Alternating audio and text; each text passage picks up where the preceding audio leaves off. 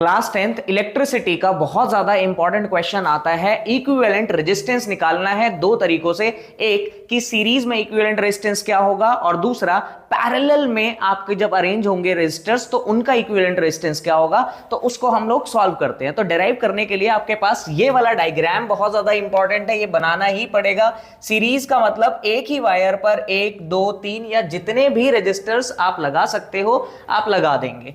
अब सीरीज का फायदा क्या होता है कि भाई करंट जो है ना वो हमेशा क्या रहता है, सेम रहता है, और जो पोटेंशियल डिफरेंस होता है वो वेरी करता रहता है, मतलब चेंज होता रहता है। तो जो चीज चेंज होती है अकॉर्डिंग टू ओम्स लॉ हम लोग क्या करेंगे, उसी को निकालेंगे जो चीज वेरी कर रही है। तो V बराबर होता है IR, तो इसका V1 होगा, इसका V2 होगा और इसका V3 होगा।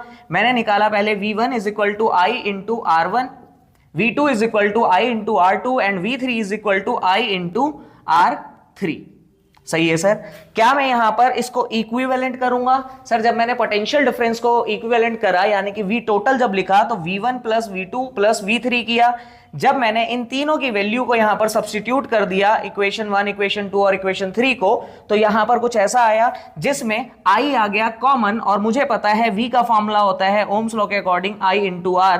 तो ये वाला I इससे कैंसिल, और हमारा जो फॉर्मूला निकल कर आया वो निकल कर आया resistors in series equals to R1 plus R2 plus R3। यानी कि इक्विवेलेंट जब रेजिस्टेंस निकालते हैं तो जस्ट सारे रेजिस्टर्स को ऐड कर दो अगर वो सारे अरेंज्ड हैं किसमें, सीरीज में। जैसे मैंने अभी क्या दिया कि सर एक ले लिया मैंने 2, दूसरा ले लिया 3 और तीसरा ले लिया 2। तो R जो है टोटल क्या निकलेगा सीरीज का, आपने बोला 2 3 5 और 2 7 ओम का